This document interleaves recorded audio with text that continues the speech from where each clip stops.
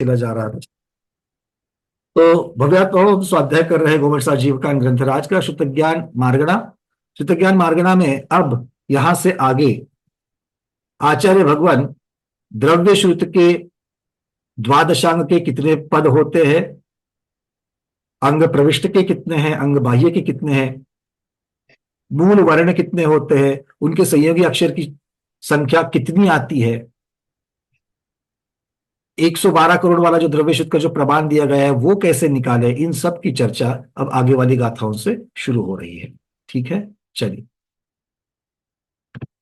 गाथा क्रमांक 350 351 आपके सामने लेके आ रहा हूं। पहले तो एक पीडीएफ में वहां पर करेक्शन करना है। वनिता दिरावा दीदी जुड़ चुके हैं क्या? वनिता दीदी आपने जो पॉइंट उठाया था वही वहां पर करेक्शन चाहिए। वहां पर 82 लाख नहीं 83 लाख होना चाहिए। ठीक है, वनिता दीदी जुड़ चुके हैं क्या? हैंड रेस कर लीजिए जरा। चलो अगर है तो वनिता दीदी आप इसको सुन लीजिएगा। चलिए आपके सामने आ गया पेज 350 नंबर गाथा 351 नंबर गाथा। आ गई बात? अरे आया कि नहीं आया?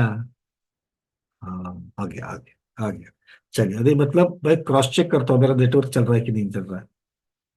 चलिए बारुत्तर सय कोडी ते सिदितय होतिल खाणम 58 सहसा पंचेव पदानि अंगाणम अड़कोडी एय लखा 8 सहसाय एय सदिगम च पणत्तरि वर्णाओ पैनयानम पमाणम तू।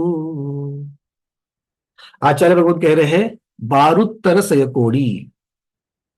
बारुत्तर सयकोड़ी, इसमें देखिए बारुत्तर शब्द जो है उसको हमको विग्रह करना है। बारुत्तर, बार उत्तर, बारुत्तर बन जाता है। ठीक है, तो बार उत्तर सयकोड़ी। तो बार उत्तर सय, सय मतलब शत, सय मतलब शत, 100, और उसके ऊपर 12, 12 ऊपर 1 शत, 12 ऊपर 1 शत, ये कहने की पद्धति है, कथन करने की पद्धति है। अर्थ क्या होता है? 1 शतक के ऊपर 12, अष्टोत्तर शतक कहा जाता है कि नहीं कहा जाता है? अष्टोत्तर शत शब्द कहां पर आता है? अष्टोत्तर शत शब्द कहां पर आता है? सहस्त्रनाम के 10वें अध्याय को। अरे सहस्त्रनाम पता है कि नहीं पता है? हाँ पता है पता है। तो सहस्त्रनाम के 10 अध्याय है। पहले 9 अध्याय के 100 नाम है प्रत्येक भगवान। वहां पर 9 अध्याय तक 100 है, और 10वें अध्याय में कितना है? 108 है। अष्टोत्तर शत कहते कि नहीं वहां पर? हाँ अगर कोई कहता है, अगर सहस्त्रनाम बोलने की प्रथा बची हुई है तो बिल्कुल वहां पर ऐसा ही कहते हैं, अष्टोत्तर शत। ठीक है, तो अष्टोत्तर, अष्ट उत्तर शत मतलब 108, 100 के ऊपर 8, 8 के ऊपर 100 या 100 के ऊपर 8। वैसे यहां पर क्या है? बारुत्तर सय मतलब कितना हो गया? 12 ऊपर शतक मतलब 100 के ऊपर 12, तो 112 हो गए। 112 क्या है? कोड़ी, 112 कोटि। उसके बाद ते सीधी तय लक्षाणम, लक्षाण मतलब लक्ष्य, कितने लक्ष्य? तो कह रहे थे सीधी 83, कितने हो गए? 83। आगे 58 सहस्रा, ये तो सीधा क्लियर है, 58,000, और पंचेव मतलब 5, कोटिपदानी अंगाणम, तो जो द्वादश अंग 12 अंग है, उन 12 अंगों के समस्त पद की संख्या कितनी होती है? 112 करोड़ 83 लाख 58,005, इतनी पद संख्या होती है। अब यहां पर सिर्फ बता रहे हैं, आगे जाकर के सिद्ध कर देंगे। आगे क्या लिखा? अड़ कोड़ी, अड़ मतलब 8, कोड़ी मतलब करोड़, 8 करोड़ एय लखा 1 लाख, 8 करोड़ 1 लाख, 8 सहस्रा 8,000, एय सदिगम च पन्नत्तरी, एय सदी 1 शत, एय सदी या एय सद 1 शत होता है मतलब 100, और पनत्तरी 75, तो कितना हो गया टोटल? कठिन तो नहीं जा रहा है? अब बहुत सारी संख्या हम लोग प्राकृत में पढ़ चुके हैं, तो प्राकृत में संख्याओं को पढ़ने के लिए समझ लेना कैसा गया। 8 करोड़ अड़कोड़ी, ए लक्का 1 लाख, अट्ठ सहसा 8 हजार, ए सदी 100, पन्नत्तरी 75। ठीक है, ये क्या है? वर्ण। वो अब ये पद नहीं है, ये वर्ण अर्थात अक्षर है। पहले तो पद थे, पंचेव पदानी। पहली पहली गाथा में शब्द क्या था?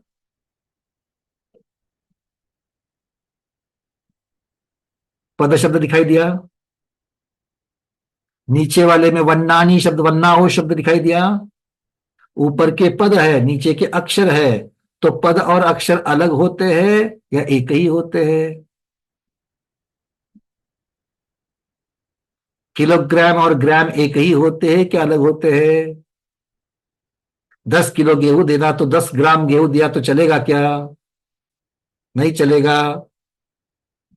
10 ग्राम सोने की जगह पर 10 किलो सोना दिया तो चलेगा क्या? बोलो हाँ हाँ। दिया तो चलेगा, कौन नहीं बोल रहा है? तो देगा, देने वाला नहीं देगा, है कि नहीं है? नहीं देगा। तो ग्राम और किलो में फर्क है कि नहीं है? वैसा ही फर्क अक्षर और पद में है। क्यों? अक्षर तो सिंगल अक्षर है, और पद क्या है? 1634। बोलो, 1634 करोड़ 83 लाख 7,888। इतना है। इसलिए ऊपर जो संख्या दी गई है 112 कोटि अंग प्रविष्ट वाली, वो है पद की अपेक्षा से उतने पद। और नीचे जो अंग बाह्य के दिए है वो क्या है? वो साधारण अक्षर, वर्ण कम है। पैन्यानम प्रमाणंतु, ये अक्षरों का वर्णाओ पैन्यानम प्रमाणंतु, तो ये अक्षरों का प्रमाण है। ठीक है, इसमें ज्यादा समझने वाली बात नहीं है। विशेषार्थ में यहां पर कहा गया है समस्त संयोगी अक्षरों के प्रमाण। समस्त संयोगी अक्षरों का प्रमाण कितना होता है? 1 8 4 4 6 7 4 0 0 5 5 1 6 1 5। ये संख्या कितनी है? एक कम इकट्ठी है। ये संख्या कितनी है? एक कम इकट्ठी। आगे चल करके पता चल जाएगा इकट्ठी मतलब क्या है। इकट्ठी मतलब कितना होता है, कोई बता पाएगा? अभी अभी हुआ था, तो कुछ गाथाओं पहले ही आया था इकट्ठी, बादाल इकट्ठी। हाँ, सुनीता दीदी बताइए। वर्गधारा में दो का यदि हम वर्ग करते करते जाएंगे तो पांचवें स्थान पर बादल आता है। बादल का यदि वर्ग करते, बादल गुना बादल इज इक्वल टू इकट्ठी आएगा। उसमें से -1 करेंगे तो द्रव्य शुद्ध के अक्षर आएंगे। बहुत सुंदर। और ये दो के साथ अगर विलयन करेंगे तो कितने आएंगे? जी सर। दो के साथ अगर विलयन करेंगे इकट्ठी का तो, संगीता दो दीदी। दो के साथ छठवां स्थान आएगा ना सर। छठवां स्थान, बट छठवां स्थान मतलब कितना होता है? टू रेस इकट्ठी होता है, इकट्ठी -1 नहीं, वर्गधारा में। बात ठीक है, किंतु छठवां स्थान हो गया, किंतु दो का कितना घात होगा? दो का घात 64। बहुत बढ़िया, बस यही हम जानना चाहते थे, क्योंकि ये दो का 64वां घात जो है, यही सारा गणित का प्रमाण यहाँ पर आगे आने वाला है। बहुत सुंदर सुनीता देवी। चलिए, तो यहाँ पर एक बात है कि ये इतने सारे जो अक्षर आ रहे हैं, वो इतने सारे अक्षरों की संख्या कैसे आती है, इसके बारे में आगे स्वयं गाथा में आचार्य भगवान बताएंगे। ये सारे अक्षर है, किसके अक्षर है? ये संयोगी अक्षर है। संयोगी अक्षर मतलब कैसे को, किसको संयोगी अक्षर कहते हैं? जोड़ाक्षर। जोड़ाक्षर को क्या कहते हैं? संयोगी अक्षर कहते हैं। और ये अपुनरुक्त है, और ये अपुनरुक्त मतलब नॉन रिपीटेड है। तो इनको, इन अक्षरों को पद में कन्वर्ट करना है। तो पद में कन्वर्ट कैसे करेंगे? किलोग्राम को ग्राम, ग्राम को किलोग्राम में, अब की ग्राम को किलोग्राम में कन्वर्ट करना है तो कैसे करेंगे? 750 ग्राम, इसको किलोग्राम में कैसे करेंगे? इसको 1000 से भाग दे देंगे तो ग्राम के किलोग्राम बन जाएंगे। ऐसे ही अक्षर को पद में कैसे बदलेंगे? तो अक्षरों को 1634 करोड़ 83 लाख 7,888 से भाग दे देंगे तो क्या बन जाएंगे? उसके पद बन जाएंगे। क्लियर है? तो ये होने के बाद में उत्तर कुछ आएगा और उसकी बाकी कुछ बचेगी। तो जो उत्तर आता है वो उत्तर 112,83,58,005 वो है पद संख्या किसकी? द्वादशांग की। और नीचे क्या बच गया? रिमाइंडर कितना बच गया? रिमाइंडर क्या होगा? एक पद से भी कम होगा। रिमाइंडर जो है बाकी जो है वो एक पद से भी कम होगी। और वो कितनी है? तो बचे हुए जो अक्षर है वो सारे के सारे अक्षर 8,01,08,175 उनसे अंग बाह्य बना है।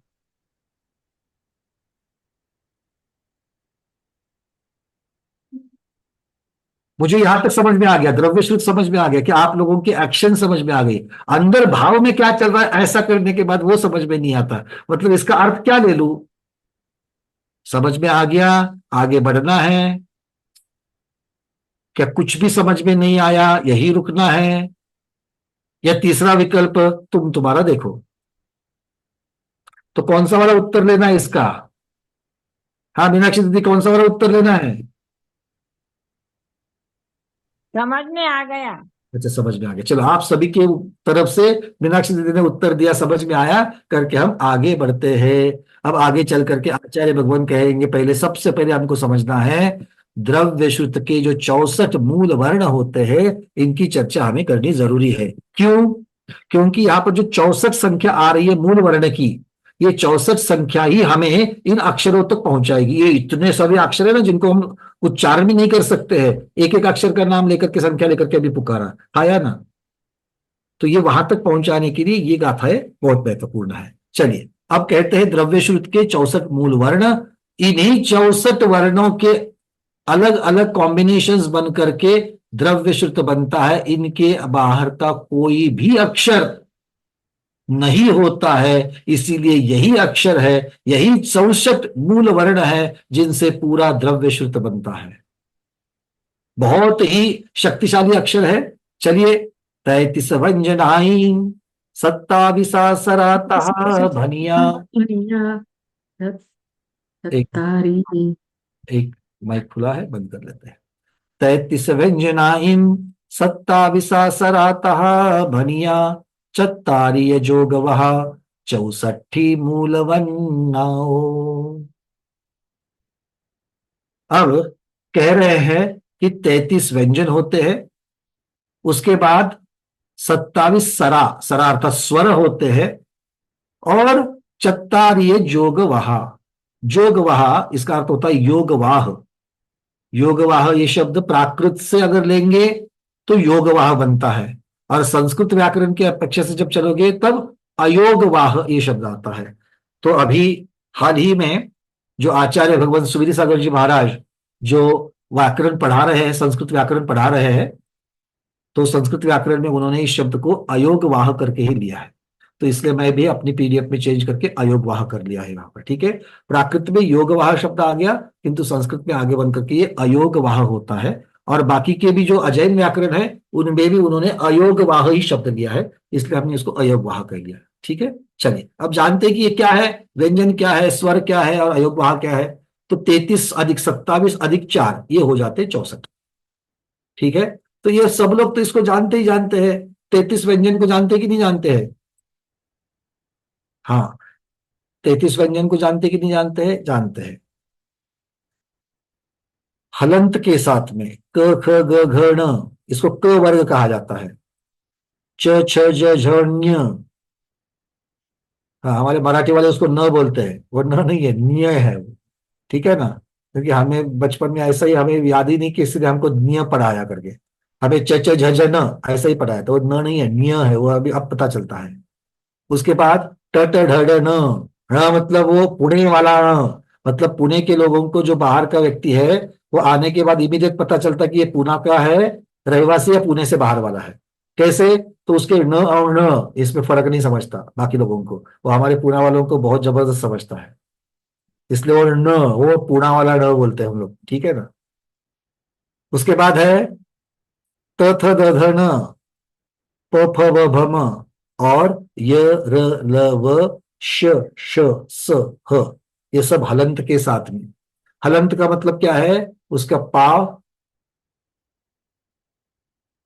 ऐसा मत कहना, वो बच्चों के लिए बताया जाता है, पाव तोड़ा पाव तोड़ा पाव तोड़ा करके। हलंत मतलब है ह्रस्व, एक मात्रा वाला। हलंत मतलब इसका उच्चारण ह्रस्व होता है, एक मात्रा का होता है। ठीक है, ह्रस्व का अर्थ क्या होता है, ये बहुत इंपॉर्टेंट है। सहस्त्र नाम पढ़ते वक्त, सहस्त्र नाम पढ़ते वक्त जहां पर हलंत आता है वहां पर उच्चारण बिल्कुल भी लघु होना चाहिए। ठीक है, हमारे यहां पर बिल्कुल उल्टा होता है। सहस्त्र नाम को निकालो, एक मिनट, यहां पर मैं अभी निकालता हूं सहस्त्र नाम को, क्योंकि ये बताना बहुत जरूरी है आप लोगों को।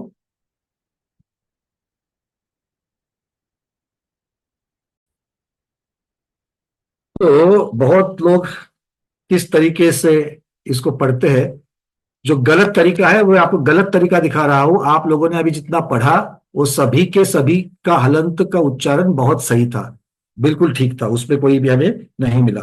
पर अब यहां पर मैं दिखा रहा हूं कि बहुत लोग किस प्रकार से मिस्टेक करते हैं। स्थविष्टः स्थविरो ज्येष्ठः पृष्ठ प्रेष्ठो वरिष्ठधि श्रेष्ठो गरिष्ठो बंहिष्ठो श्रेष्ठो निष्ठो गरिष्ठगी विश्वमुख विश्वसृत विश्वेक विश्वभुक विश्वनायक विश्वासी विश्वरूपात्मा विश्वजिद विजितांतक। फर्क समझा? जो मैंने विश्वजित शब्द गाया, विश्वजिद विजितांतक, विश्वजिद द आगे खींचा मैंने, विश्वजिद, वो विश्वजिद ऐसा होना चाहिए, विश्वजिद।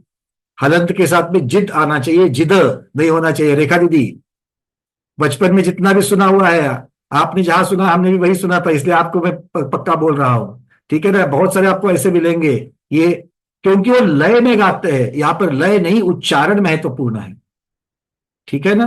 तो चलिए, स्मिता दीदी आपको भी बहुत सारे मिलते होंगे, तो ये आप अगर आजू बाजू में इस बार अगर आप रखोगे तो ये बिल्कुल फिल्टर के जैसा हमें खटकना चाहिए कि ये नहीं, ये बात ठीक नहीं है करके। ठीक है ना?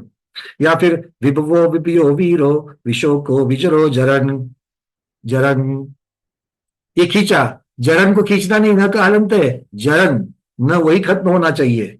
विरागो विरतो संगो विविक्तो वीत मत्सर विनेय जनतार बंधु विनाशेष कल्मश वियोगो योग विद विधान, अगर खींचूंगा मैं, वियोगो योग विद विद्वान विधाता सुविधि सुधि। देखो विद्वान योग विद, ये क्या होगा, ये हलंत सहित नहीं है। हलंत सहित कैसे होगा, योग विद विद्वान, फिर आगे बढ़ो। ठीक है, खैर ये बातें समझ में आ गई। तो सहस्त्रनाम एक बहुत सुंदर काव्य है, एक बहुत शक्तिशाली स्तोत्र है जो हमारे उच्चारण के ऊपर भक्तावर स्तोत्र में भी बिल्कुल होता है। भक्तावर स्तोत्र के भी, अगर भक्तावर स्तोत्र तो आजकल तो बड़ा उच्चारण के साथ में सब लोग गा रहे हैं, प्रतियोगिताएं भी होती रहती है।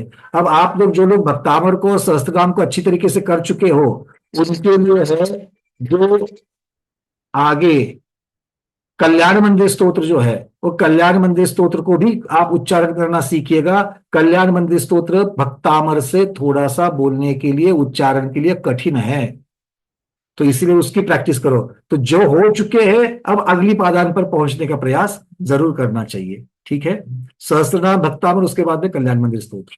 आगे बढ़ते हैं फिर से उन 350 351, और अब ये जो वर्ण की चर्चा हम लोग चला रहे हैं उस वर्ण की चर्चा की तरफ बढ़ते हैं।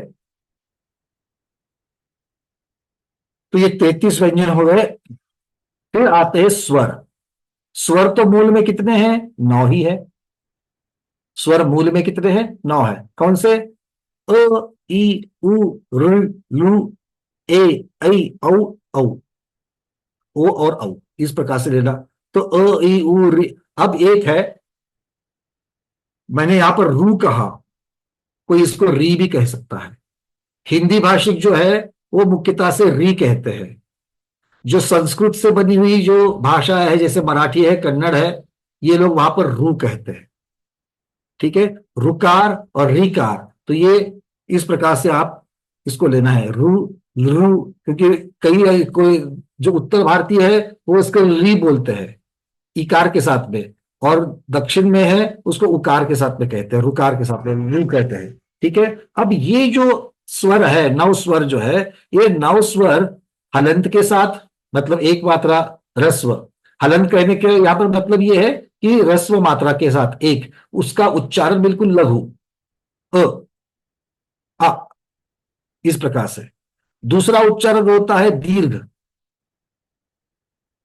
दीर्घ कहते हुए दीर्घ कहना चाहिए, दीर्घ नहीं, क्योंकि दीर्घ की दी है, दीर्घ है, तो दीर्घ। ठीक है, तो दीर्घ में कैसे होगा? अ अ अ आ आ। आप करके देखेंगे तो समझ में आएगा, एक मात्रा है या दो मात्रा। मात्रा का अर्थ क्या है? कितना समय आप लगा रहे हो। और तीसरा, जनरली जब हम किसी का पुकारते हैं या फिर संगीत में आलाप आदि जब लिया जाता है, तब उन्हीं स्वरों को दीर्घता के भी और आगे, दीर्घता कितनी थी? दो स्वर, दो मात्राओं की थी, उसके आगे भी उसको खींचा जाता है। ए, आ, ये क्या कहलाते हैं? ये प्लुत कहलाते हैं। और प्लुत का चिन्ह क्या है?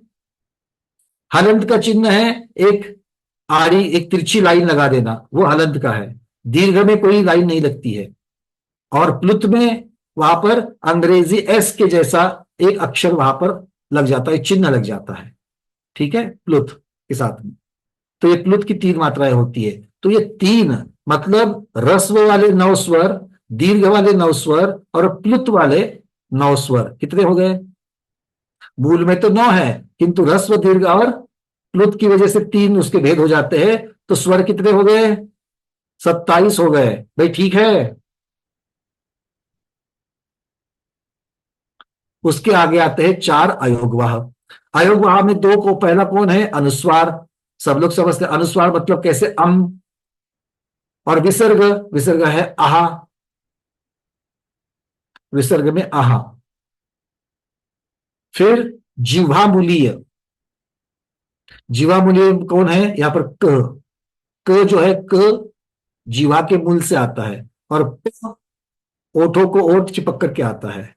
तो ये हलंत वाले नहीं है, ये क और प ओठ से उच्चारित और जीवामूल्य के यहां पर उसको रिप्रेजेंट करते हैं। तो ऐसे चार अयोगवाह। ये टोटल कितने हो गए? 33 अधिक 27 स्वर अधिक चार अयोगवाह हो गए। ठीक है, तो इनकी टोटल हो गई 64। अब 64 के कॉम्बिनेशन हमको करने हैं, जिसे भंग कहते हैं। तो भंग कैसे बनेंगे वो आगे देखते हैं, आगे की गाथा की तरफ बढ़ते हैं। आगे की गाथा दो है, 353 354, जहां पर आचार्य भगवान द्रव्य श्रुत के अक्षर संख्या निकालने की विधि हमको बता रहे हैं। द्रव्य श्रुत के जो 112 करोड़ के जो अक्षर थे, वो कैसे आते हैं, वो उसको निकालने की विधि यहां पर बता रहे हैं। चलिए गाथा पढ़ लेते हैं। 64 पदम विरलीय दुगम च दाऊण संगुणम किच्चा रौणम च कये पुण सुदनान सखरा होती एकट्ठ च चय छ छसत्तयं च सुन्न सत्तत्य सत्ता सुन्नम नवपण पंचय एकम छक्केक गो य पणगम च। अंतिम ये जो 354 नंबर की जो गाथा है, वो अक्षरों, अंक, अक्षर से अंक में कैसे ट्रांसफर करने हैं वो हम आप बाद में देखेंगे। सबसे पहले कह रहे हैं 64 पदम विरलीय, मतलब इन 64 अक्षरों का विरलन करना है। विरलन करना है मतलब क्या है? उनका अलग अलग अलग, पहले भी हमने विरलन वाली पद्धति देखी है, उसका विरलन करना है और प्रत्येक के ऊपर दो को देना है। विरलन करना है और प्रत्येक के ऊपर दो देना है, मतलब क्या है? 64 है ना, तो 64 का विरलन करो। 64 का विरलन कैसे करेंगे? दो अंक को 64 बार लिखो। क्या करना है? 64 का विरलन करना है। 64 का विरलन करना है मतलब क्या करेंगे? दो अंक को 64 बार लिखना है। दो दो दो दो दो दो दो दो दो, ऐसे 64 बार लिखना है। लिखने के बाद क्या करेंगे? विरलन करके फिर आगे करना क्या है? इनके प्रत्येक के ऊपर दो को लिखो, मतलब हर दो को दो का घात लगा दो। तो जो दो दो दो दो दो 64 बार लिखा था, अब दो का वर्ग, दो का वर्ग, दो का वर्ग, दो का वर्ग, मतलब दो का दूसरा घात, दो का दूसरा घात। ये 64 बार जो दो लिखे उसके सर पर दो लिखो। समझ में आ रही बात? घात लिखने का पता है ना? हाँ, तो वैसे लिखना है। ऐसा करने के बाद में ये जो 64, दो के वर्ग, दो के वर्ग, दो के वर्ग, दो के वर्ग जो 64 हुआ है, उनको परस्पर में गुना कर देना, उनको परस्पर में गुना कर देना। ठीक है? तो इनको करके ये इसकी जो टोटल आएगी, इस टोटल को ही इकट्ठी कहते हैं। और इस टोटल में से एक अंक को कम करो, जो भी टोटल आएगा उसका एक अंक को कम करना। एक अंक को कम क्यों करना है, आप लोग पूछोगे, मुझे मालूम है भैया एक को क्यों कम करना है, आगे बता देंगे। एक अक्षर को कम करने के बाद में जितना उत्तर आता है, उतने अक्षर द्वादशांग के 12 अंग में है। कितने अक्षर है द्वादशांग में? तो ये जो 64 मूल वर्ण थे, उनके कॉम्बिनेशंस करके 64 के कॉम्बिनेशन कितने होते हैं, ये आगे बताएंगे। पर ये 64 के कॉम्बिनेशन करने कैसे करेंगे कॉम्बिनेशन? दो अंक को 64 बार लिखो, उसके ऊपर 2 का घात लिखो और परस्पर में इन सबको गुना करो। इन परस्पर में गुना करके जो भी उत्तर आएगा उसमें से -1 करना, तो जितने अक्षरों की संख्या आएगी उतने अक्षर द्वादशांग में है। चलिए देख लेते हैं। अब ये अक्षर कितने हैं, ये अक्षर कितने हैं? तो आचार्य भगवान स्वयं उत्तर दे रहे हैं। कितने हैं? 61। लिखो अपनी अपनी कॉपी में, अक्षर लिखते हैं अभी। क्या लिख रहे हैं अभी आप? द्वादशांग के अक्षर की संख्या, द्वादशांग के अक्षर की संख्या। मैं यहां से शब्द बोल रहा हूं, आप लोगों को अंक में लिखना है। ठीक है? अरे ठीक है। हाँ, पहला है 1, फिर 8, 1 8 8 मतलब 8। आगे आगे लिखते जाना है, ठीक है? एक लाइन में लिखना है 1 8। उसके बाद में क्या है? च च च मतलब 4, 4 4। फिर छ सत्यम, 6 और 7। आगे 6 और 7। फिर च च य मतलब फिर 4 और 4। फिर है शून्य, शून्य। फिर है सत्य, 7। तीय, 3। सत्ता, 7। फिर है सुन्नम, 0। नव, 9। पण, 5। फिर पंच, 5। फिर एकम, 1। फिर छक्के गो मतलब 6 और 1। एक के बाद में 6 मतलब 6, और 6 के बाद फिर से 1। और पनगम, 5। अंत में 5। तो आपकी संख्या कुछ इस प्रकार आनी चाहिए: 1 8 4 4 6 7 4 4 0 7 3 7 0 9 5 5 1 6 1 5। आ गई सबकी? चलिए बहुत बढ़िया। तो इतने आते हैं। अब सबसे पहले यहां पर इनके भंग कैसे बनते हैं इसको समझते हैं। आप लोग 3 मूल शब्द बनाइए, 3 मूल शब्द को लिखिए। पीला, मीठा, आम, ये 3 शब्द लिखिए। पीला, मीठा, आम। अब ये 3 शब्द है, एक वाक्य है पीला मीठा आम, एक वाक्य दिया गया है। अब इसमें एक संयोग अगर बनाना है, एक संयोग बनाना है, मतलब क्या होगा? एक संयोगी कितने हमको अक्षर मिल जाएंगे, इसमें एक संयोगी कितने शब्द मिलेंगे? तो पीला ये एक संयोग है, मीठा ये दूसरा एक संयोग है, और आम ये तीसरा है। तो तीन अलग अलग शब्द मिले कि नहीं मिले हमको? मिले। तो लिखो एक संयोग, एक सहयोगी शब्द, पीला मीठा आम, इस वाक्य में एक सहयोगी शब्द कितने मिलेंगे? तो पीला को कॉमा लगा लो, मीठा को कॉमा लगा लो, आम को कॉमा लगा लो, आगे लिखना टोटल तीन शब्द मिले। टोटल कितने मिले? तीन शब्द मिले। अब दो संयोगी शब्द बनाना है। मतलब ये जो तीन हमारे पास है ना, पीला मीठा आम, कैसे बनेंगे? पहला अक्षर पहला शब्द बनेगा पीला मीठा, पीला और मीठा इनका एक कॉम्बिनेशन। दूसरा मीठा और आम, इसका कॉम्बिनेशन। और तीसरा पीला और आम, इसका कॉम्बिनेशन। ये दो सहयोगी शब्द हो जाएंगे। लिखो दो सहयोगी शब्द। पहला लिखो पीला मीठा, फिर कॉमा। दूसरा सहयोगी शब्द और कौन सा होगा? मीठा आम। और तीसरा होगा पीला आम।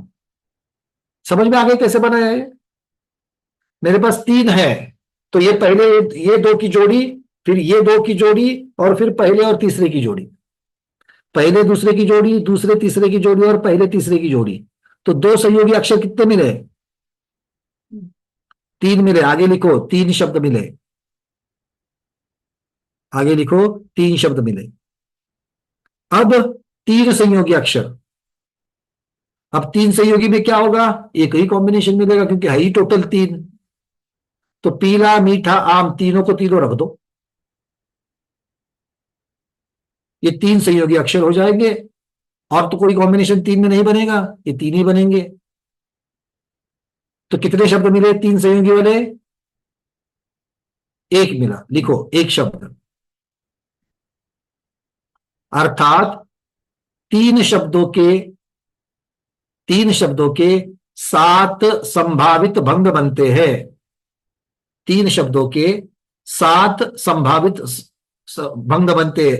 सात बने कि नहीं बने? एक सहयोगी के तीन, दो सहयोगी के तीन, और तीन सहयोगी का एक। तीन और तीन छह, और एक सात। मतलब मुझे जो तीन शब्द दिए गए थे, उन तीन शब्द में से मेरे पास सात कॉम्बिनेशन बने, तो सात भंग बने। तो ये सात भंग किससे बने? तीन शब्दों से सात संभावित भंग बने। अब ये तो आपने निकाल दिया भैया, तीन शब्द थे इसलिए आप लोगों ने निकाला, है कि नहीं है? अगर 10 शब्द दूं तो भी हमारे स्मिता दीदी होमवर्क में बैठ करके बनाएंगे, है ना? 10 संयोग वाला, 9 संयोग वाला, 8 संयोग वाला, 7 संयोग वाला, 6 संयोग वाला बनाएंगे। बना सकते हैं, 10 है, बिल्कुल मेहनत करेंगे। 100 शब्द बनाएंगे तो 2 दिन के बाद मैसेज भेजेंगे, भैया थोड़ा काम था, और 2 दिन लग जाएंगे, है ना? तो 100 शब्द बनाने के लिए तो आपको बहुत चाहिए, फुर्सत चाहिए, पेशेंस चाहिए। 100 के बाद अगर 1000 शब्द दूंगा तो, और यहां तो कितने हैं? अभी जो आपने ऊपर लिख लिया ना, 1 8 4 4 6 7, उतना बड़ा नंबर, उतने नंबर के कितने संयोगी बनाएंगे? बना सकते हैं क्या? अरे बोलो। नहीं बना सकते। अगर हाँ बोलोगे तो होमवर्क दे दूंगा, ना बोलोगे तो नहीं मिलेगा। इतने इतने बड़े शब्द का कोई बना सकता है क्या? अंक का नहीं बना सकते हैं। इसीलिए गणित के सूत्र काम में आ जाते हैं। यहां पर गणित के सूत्र काम में आते हैं। तो अभी हमने क्या किया था कि तीन शब्द से हमें सात संयोगी भंग मिले। तीन शब्द से सात संयोगी भंग मिले, तो उसके लिए सूत्र क्या है? लिख लीजिए, ऐसे ही भंग निकालने का सूत्र। अब शब्द कितने थे?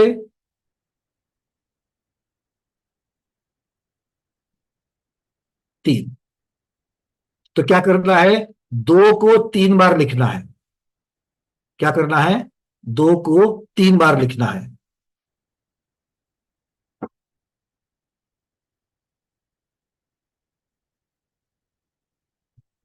तो अर्थ क्या होगा उसका? और इन दो को तीन बार लिख करके ब्रैकेट में डालो -1। ब्रैकेट में डालो -1। अब दो को तीन बार गुणा करने से क्या हो जाएगा? दो का घात हो जाएगा, मतलब 2 का घन -1, 2 का घन -1, तो 2 का घन कितना आता है?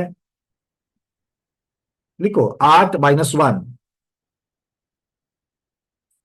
8 - 1,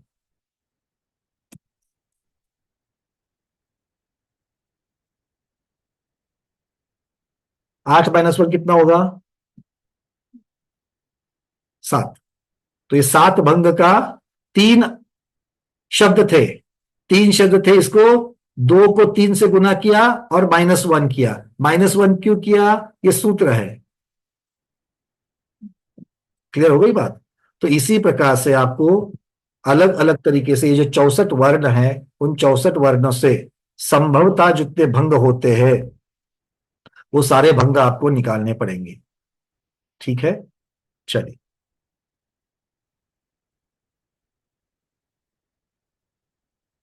और यही संख्या द्रव्यश्रुत की अपुनरुक्त संख्या है। यही संख्या द्रव्यश्रुत की अपुनरुक्त संख्या है। हाँ प्रमोद जी। तो ये शब्दों की संख्या मतलब अक्षरों की संख्या तो है या शब्दों की संख्या है? देखो, हम लोग जिसे शब्द कहते हैं उसको भी यहां पर अक्षर ही कहा है, उसको वही मेरा मत। कहते हैं। हम शब्द कहते हैं जो एक अक्षर से ज्यादा है उसे हम शब्द कहते हैं, जी जी जी। तो ये सहयोगी अक्षर कहते हैं। अच्छा, सहयोगी अक्षर। या तो सहयोगी अक्षर कहो, आगम की भाषा में सहयोगी अक्षर है। चलिए,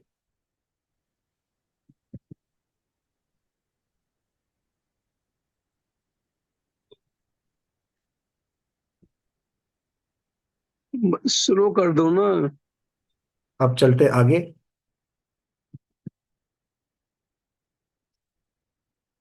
अब 355 नंबर की गाथा, अंग प्रविष्ट के पद और अंग बाह्य अक्षर की संख्या निकालने की विधि। 355 गाथा। अब क्या है, अपने पास संयोगी अक्षर तो आ गए। संयोगी अक्षर कहां से आ गए? 64 वर्ण के जितने भंग बनते हैं उन भंगों से यह संख्या निकाली गई। तो उन भंगों से जितनी संख्या निकाली गई है, अब इस संख्या, इस पूरे के पूरे द्रव्यश्रुत की संख्या है। इसमें से अंग प्रविष्ट की कितनी और अंग बाह्य की कितनी, अब इसका वर्गीकरण करना है। तो ये वर्गीकरण कैसे करते हैं, इसके लिए 355 नंबर की गाथा है। चलिए 355 नंबर की गाथा को पढ़ लेते हैं।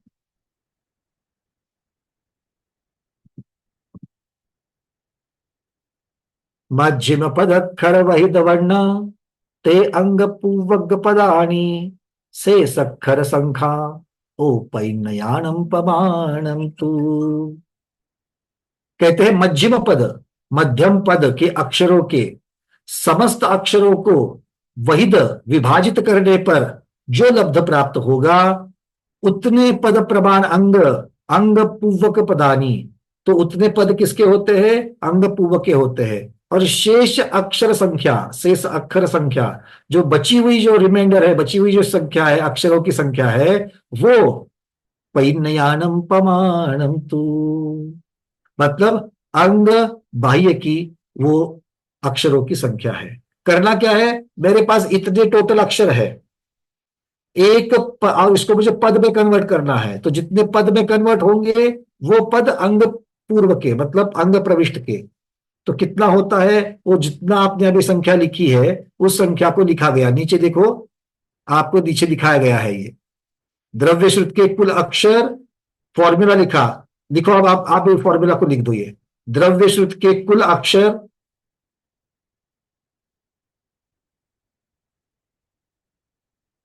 उसको भाग देना है मध्यम पद के अक्षर से, उसको भाग देना है मध्यम पद के अक्षर से। मध्यम पद के अक्षर से भाग देने से क्या होगा, पद का प्रमाण निकलेगा। अंग प्रविष्ट के पद का प्रमाण इक्वल टू अंग प्रविष्ट के पद का प्रमाण। वही बात है ग्राम को किलोग्राम में कन्वर्ट करने की। आपके पास अक्षर आए हैं, अब मध्यम पद में उसको कन्वर्ट कर रहे हो। तो लिखिए, अब नीचे उस नंबर को लिखिए। अब पूरे सहयोगी अक्षर की कितनी संख्या आई थी आपने ऊपर लिखी है, लिखो वो सारी की सारी संख्या लिखो। 1 8 4 4 6 7 3 7 0 9 5 5 1 6 1 5। अब उसके नीचे भागाकार का चिन्ह देकर के लिखना तो लिखिए, नहीं तो नीचे एक लाइन बना करके उसके नीचे मध्यम पद के अक्षरों की संख्या लिखना। 1634 करोड़ 83 लाख 7,888। वो नीचे उससे भाग देना उसको।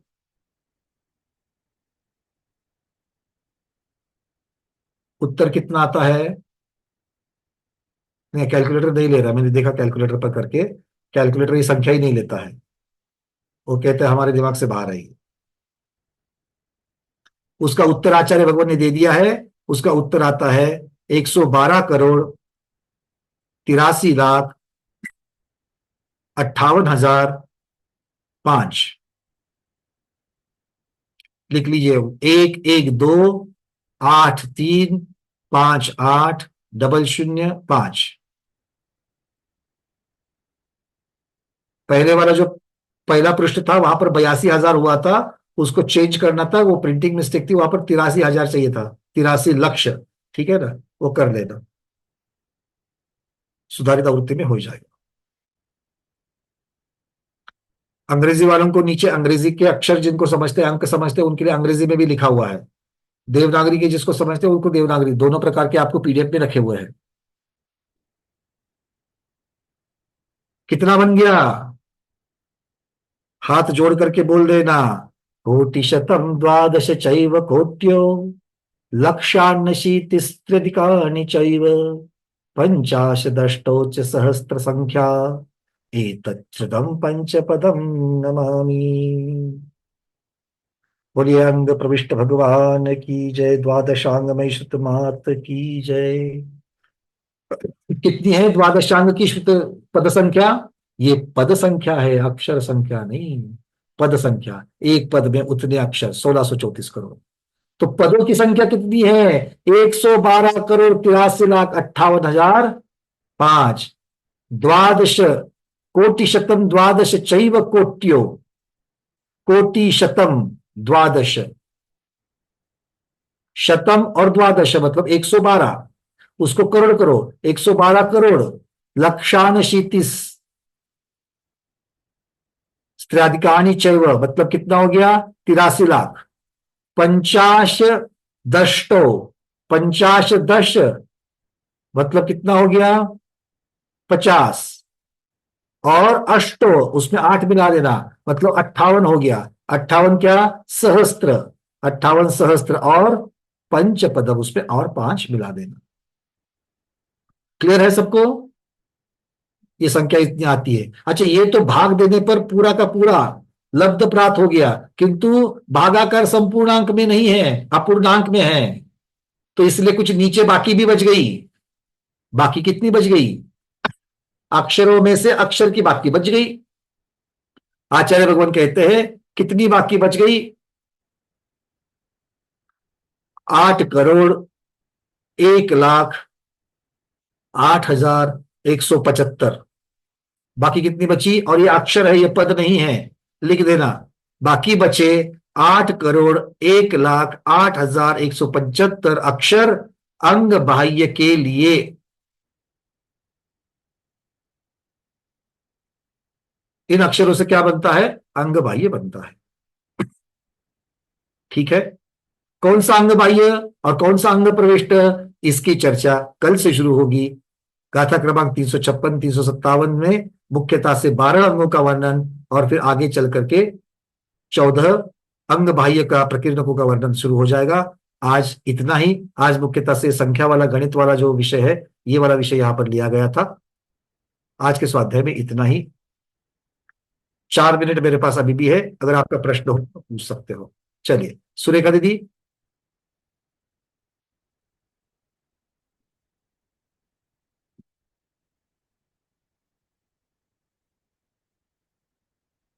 सुरेखा शाह दीदी अहमदाबाद, अनम्यूट कीजिए। उसके बाद वनिता दीदी, उसके बाद विजया लक्ष्मी दीदी। नमोस्तु महाराज जी। भैया वंदना। हाँ ये दीदी। आपने जो 27 स्वर्ग से बताए ना, 27 9 इंटू 3 बराबर 20, वो हाँ, कैसे हुआ? देखो 9 स्वर मूल में है, हाँ तो उस 9 के ह्रस्व 9 हो जाएंगे, 9 के दीर्घ 9 हो जाएंगे, और प्लुत वाले 9 हो जाएंगे। नौ के रस्व, तो अ ई उ वो नौ, वो रस्व हो फिर गया। फिर दीर्घ फिर दीर्घ हाँ, दीर्घ आ ई। आ, अच्छा अच्छा हाँ, और और प्लूत, प्लूत आ ई। प्लूत में कैसे आएंगे? अ आ ई, दीर्घ से भी और खींचना। अच्छा, ऐसे लेने का। हाँ, इस प्रकार से। ठीक है, ठीक है। विजयलक्ष्मी दीदी। नमस्कार। हाँ सॉरी, वनिता दीदी पहले, बाद में विजयलक्ष्मी दीदी। तो जय श्री वंदना भैया जी। भैया जी, आपने ये बताया कि उपनिरुक्त अक्षर यानी दो बार रिपीट नहीं होना शब्द। जैसे बिला अपुरुष। शब्द है, बिला शब्द वो दो बार रिपीट नहीं होगा पूरे द्वादशांग में। ये इसका उदाहरण मतलब दिए गए थे, ये मतलब उदाहरण ऐसा एक दिए गए थे, वो ऐसा शब्द उदाहरण है। मुख्यतः से आपको भंग बनाने के लिए दिए गए थे। नहीं, भंग कैसे बनाते हैं और भंग बना करके उसका सूत्र कैसे बनता है, इस ये बताने के लिए दिए।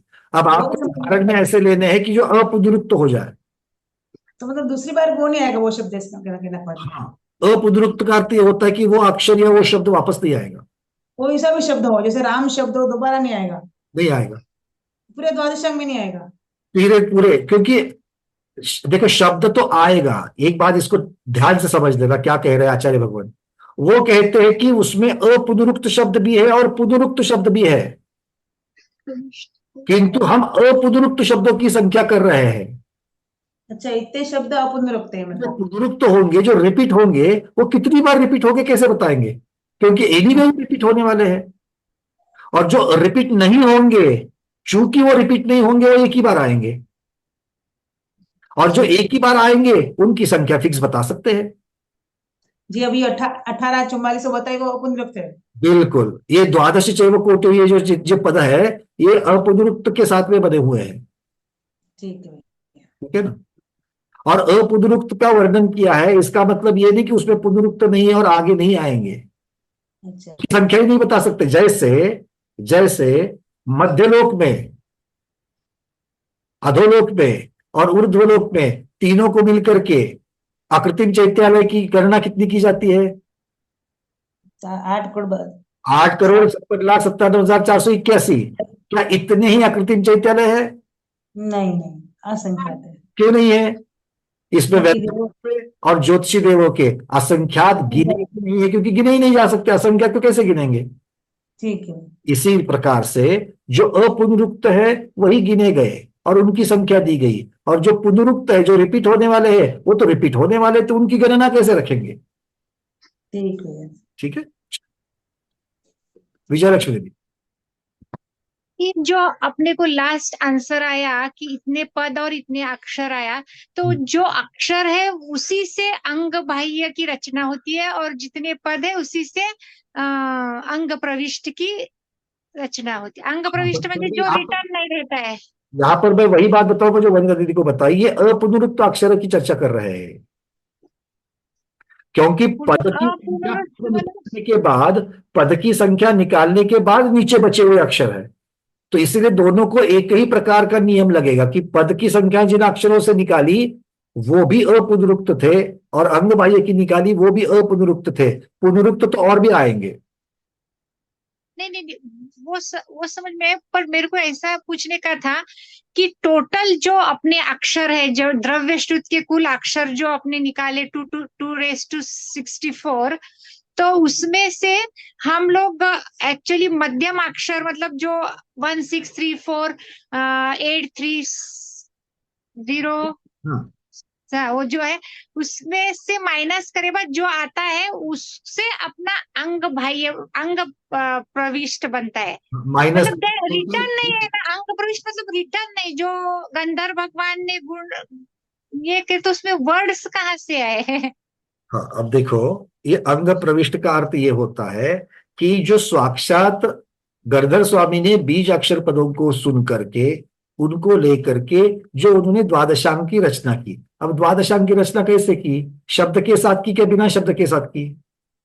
तो शब्द तो है, वर्डिंग मतलब शब्द आती है। बिना शब्द के हम लोगों को कैसे पता चलेगा? बोलने से। तो शब्द के साथ ही की, शब्द मतलब अक्षर हो गए, हाँ अक्षरों से की, तो बोले अक्षर तो बहुत हो जाएंगे, उससे हम आपको मध्यम पद की अपेक्षा से बताते हैं। और वो भी मध्यम पद कैसे? तो अपुनरुक्त अक्षरों से बना हुआ मध्यम पद।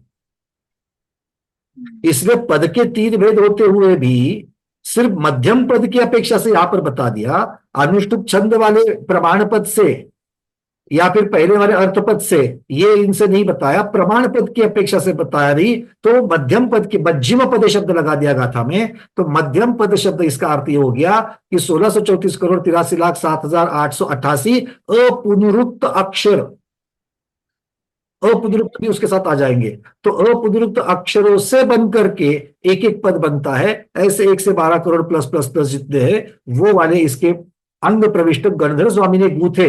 अब गूथे का अर्थ यह नहीं कि लिखे, इसलिए लिखना लिखना यहां पर अपेक्षित नहीं है। किसके लिए? द्वादशांग को, क्योंकि दिगंबर हमनाय में इस प्रकार से माना गया है कि पूरे द्वादशांग को लिपिबद्ध नहीं किया जा सकता, पूरे द्वादशांग को लिपिबद्ध नहीं किया जा सकता। क्यों? क्योंकि जिसके अपुनरुक्त अक्षर इतने हैं और इससे और कई पुनरुक्त अक्षर होंगे, उसको साक्षात लिखने के लिए कोई भी समर्थ नहीं है। ये स्वयं आचार्य भगवान लिखते हैं। और इसीलिए ये लिखने की बात ही नहीं है, ये सिर्फ रचना करने की बात है, जो गंधर्व स्वामी ने रचना करी। रचना करके आगे आगे आगे आगे कंठस्थ ज्ञान आ गया। कहां तक? श्रुतकेवली भगवान तक तो कंठस्थ आ गया और वहां तक पूरा का पूरा रहा, फिर आगे भी कंठस्थ से तरीके से चला गया, किंतु वो धीरे धीरे लोप होते गया। जब लिपिबद्ध करने की बात आ गई तब वो द्वादशांग का ज्ञान लिपिबद्ध करते वक्त काफी मर्यादित रह गया, और जितना मर्यादित है वो वहां पर लिखा गया। अब बात आती है अंग बाह्य की। अंग बाह्य में भी अपुनरुक्त अक्षर और पुनरुक्त अक्षर दोनों होंगे, तो उसमें से अपुनरुक्त की संख्या स्थिर और नियत है, उतनी उन्होंने बता दी, और जो पुनरुक्त है, रिपीटेड है, उसकी संख्या नियत नहीं है, इसलिए नहीं बताई। वो तो फिर और आगे लिखाई जा रहा है, लिखाई जा रहा है, लिखाई जा रहा है। ठीक है, क्लियर है दीदी? चलिए,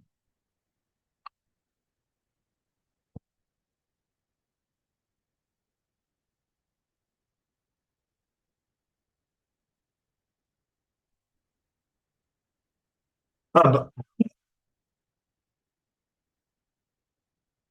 हाँ, एक प्रश्न और। अर्चना जैन दीदी भरूच, उसके बाद प्रमोद जी आप।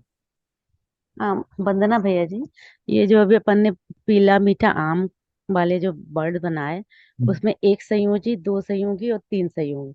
तो यदि अपन ने आप पुनरुक्त वाले में तो पीला मीठा आम, आम पीला मीठा ऐसा बनाएंगे तो ये आप पुनरुक्त में आ जाएगा, इसलिए इनको नहीं लिया फिर ऐसा ना।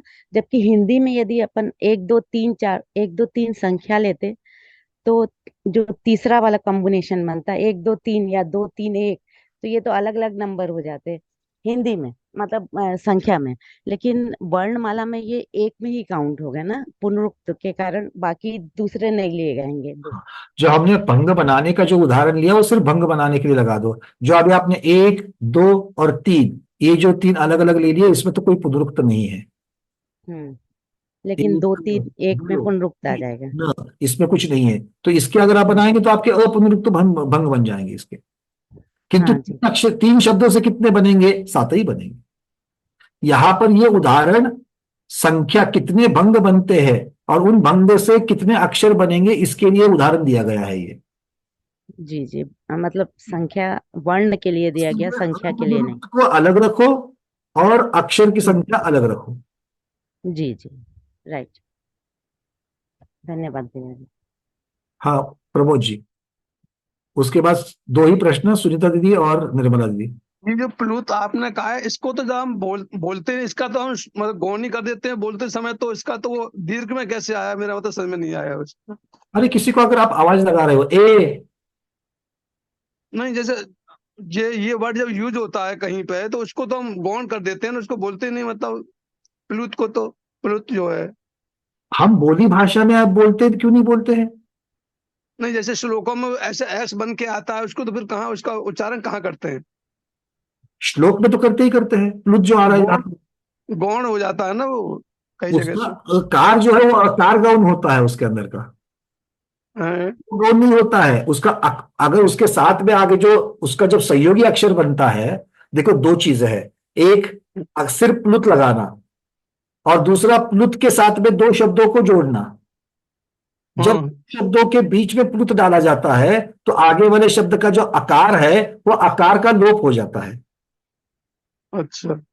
ये बात अलग है, वो तो दो अक्षर का प्लुत के साथ में आप संयोग कर रहे हो, किंतु बिना संयोग किए भी अकेला प्लुत का तो उपयोग करते ही करते हैं। जैसे किसी आप नॉवेल में आपने लिखा दिया कि उसने उसको पुकारा ओ करके, अब ओ करके जो पुकारना है वो ना ह्रस्व में आएगा ना दीर्घ में आएगा, वो तो प्लुत में ही आएगा, और वहां लिखा भी रहता है ओ और उसको प्लुत, इस प्रकार से उसने पुकारा। तो ये इस प्रकार से साहित्य में भी इसका उपयोग देखा जा सकता है। या फिर मान लो कि किसी को ग्लानि हो रही, ई करके बोल रहा है, वो अब वो ई किस प्रकार से बोलेगा, ना वो ह्रस्व है ना दीर्घ है, ई, तो वो लंबा। वो लंबा खिंचेगा तो एक ही से लंबा खिंच जाएगा या उसको बाद रिपीटिशन होगा? नहीं, एक ही से खींचेगा ना, ई, ई मतलब एक ही, हमने ई का ही उच्चारण कर रहे हैं, एक ही ई बोल रहे हैं किंतु लंबा खींच रहे हैं, अच्छा। इतना ही है। ये सभी के सभी नौ के साथ में हो सकता है। अच्छा। अ, आ, अब ये इसके लिए कहा उसके, देखो हम जो है इससे बनी हुई जितना अपना शाब्दिक ज्ञान है वहां तक हम लोग लेकर के जाके उसको उसका क्रॉस चेकिंग या हम लोग अपना अपना धारणा बना रहे हैं, और इसके परे भी बहुत सारी चीजें हैं, हाँ तो ठीक। वो वहां पर भी उसका उपयोग हो सकता है। चलिए सुनीता दीदी। सर संगीत में भी तो फ्लूट आते हैं ना, आते ही सारे आते, गमा बोलते हैं तो उसमें तो सा वगैरह जो लंबा खींचा जाता है तो उसमें वह फ्लूट फ्लूट के। वहां तो प्लुत स्वर में भी और फर्क है, हाँ। वहां पर तो फिर मध्र है, मध्यम है, गंधार, तो अलग अलग तरीके से उसके कॉम्बिनेशंस बन जाते हैं। बन जाते हैं। सर मेरा ये प्रश्न था कि हमने जो अंग प्रविष्ट के अक्षर देखे हैं तो वो तो श्रुत के अक्षर हमने एक कम इकट्ठी प्रमाण पकड़े हैं, और 112 करोड़ जो है वो पद की संख्या पकड़ी है, अंग प्रविष्ट की आएगी। एक और जो उसको भाग देकर जो बाकी बच रहा है 8,000, यानी करोड़ है वो, करोड़ जो 108 लाख 175 जो भी आता है, 8 करोड़ तो एक, ये सब बचे हुए से अंग बाह्य की रचना होगी। बिल्कुल, बिल्कुल ठीक। और वो भी अपुनरुक्त अक्षर है, क्योंकि हाँ, और भाग अपुनरुक्त दिया ही। गया वो अपुनरुक्त है, इसलिए पद की संख्या भी अपुनरुक्त अक्षरों वाली है, अंग बाह्य हाँ। के अक्षर जो खुरदा नीचे बचे वो भी अपुनरुक्त ही है। हाँ ठीक है सर। चलो निर्मला दीदी। वंदना भैया जी। भैया जी, हर तीर्थंकर के काल में ये इतनी शब्द राशि होती है? जो अपन अभी पढ़ रहे हैं वो महावीर भगवान के काल के समय की हुई है राशि, संख्या। तो हर तीर्थंकर के काल में इतनी ही अंग, शुद्ध अंग, पूर्व, ये जो आते हैं वो अंग प्रविष्ट विधि, अंग बाह्य, ऐसे ही निकलते हैं? देखो ऐसा कहीं पर भी इनका वर्णन नहीं आया है कि ये महावीर भगवान के द्रव्य शुद्ध की संख्या है, ये द्रव्य अच्छा। की संख्या है, ये ओके। द्रव्य शुद्ध की संख्या है, मतलब सभी तीर्थंकरों को समान। ठीक। भले किसी तीर्थंकर को कम पूछा गया, किसी तीर्थंकर को ज्यादा पूछा गया। अब मान लो कि महावीर भगवान के 30 वर्ष में जितने समोसरण लगे उससे हाँ। ज्यादा तो आदिनाथ भगवान के समोसरण लगे हाँ, होंगे, इसीलिए पूछ रहे हैं क्योंकि समय। तो पूछे हाँ। होंगे, तो उतनी हाँ। ध्वनि आएगी। तो उसमें से जो दिव्य ध्वनि में कितना आता है उसकी चर्चा कहीं पर भी नहीं है। उसके बीच में जो बीज पद है, सारे दिव्य ध्वनि जितने जितने काल तक दिव्य ध्वनि, जितने वर्षों तक दिव्य ध्वनि चलती है, उसके बीच में जो बीज पद आते हैं वो वाले बीज पद लेकर के फिर द्वादशांग की रचना होती है, और वो बीज पद सभी तीर्थंकरों के समान ही है। ये अच्छा। इसका, ठीक। नहीं तो फिर नमस्कार अलग अलग करना पड़ना होता।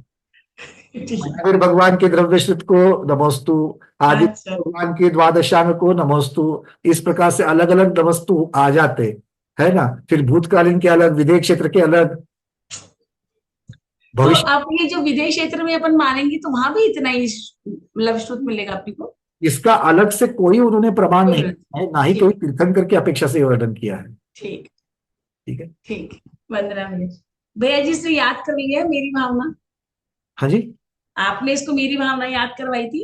हाँ बिल्कुल बिल्कुल। लास्ट के दो भूल ली, बाकी तो इसको याद होगी। चलो बहुत अच्छी बात है। वीडियो बना के आपको भेजेगी ये। चलिए अनुमोदना बेटा, कभी किसी दिन आपको यहाँ पर क्लास में भी आपको अवसर दे देंगे, ठीक है। चलिए प्रणाम तो करो।